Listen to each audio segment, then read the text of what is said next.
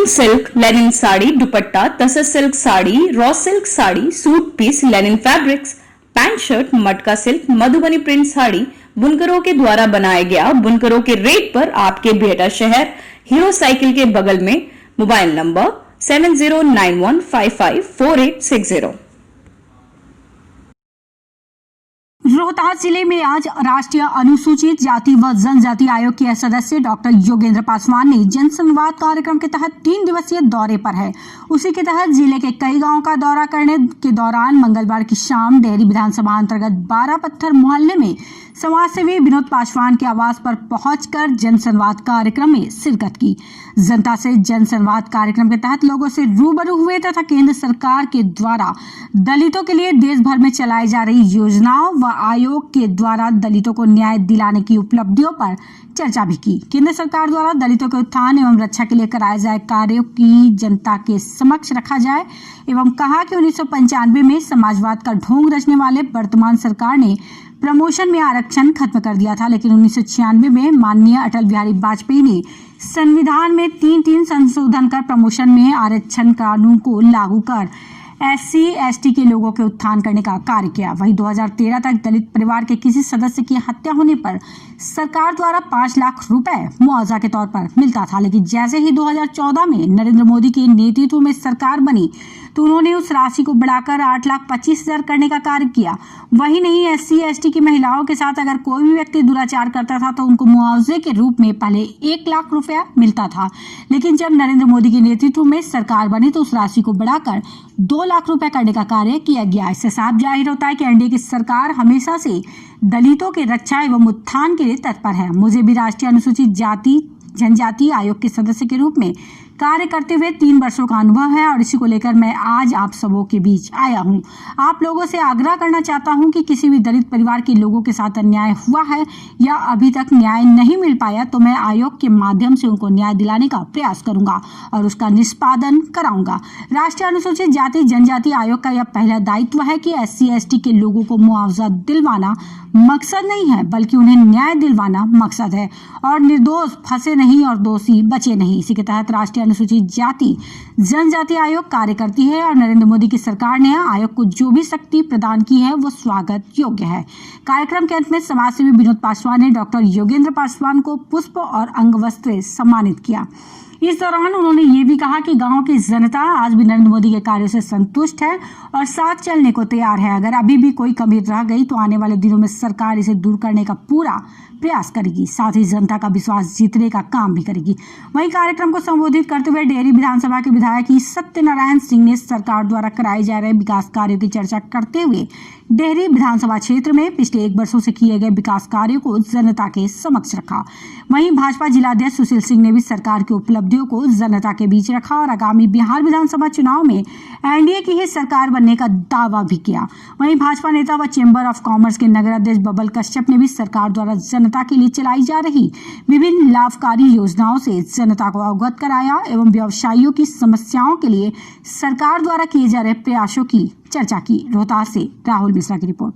के परिवार की हत्या पर नौकरी मिले तो क्या ये सिर्फ चुनावी स्टंट है या फिर कुछ और क्या नहीं है?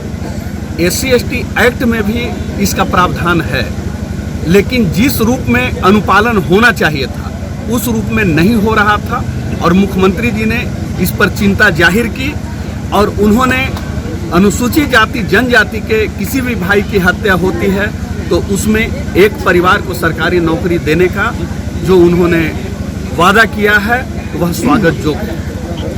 अच्छा सर, आप लोग गांव एनडीए पूरी तरह से एकजुट है और आप लोगों को आगे आने वाला दिन में एनडीए सफलतापूर्वक सीट का भी शेयरिंग कर लेगी।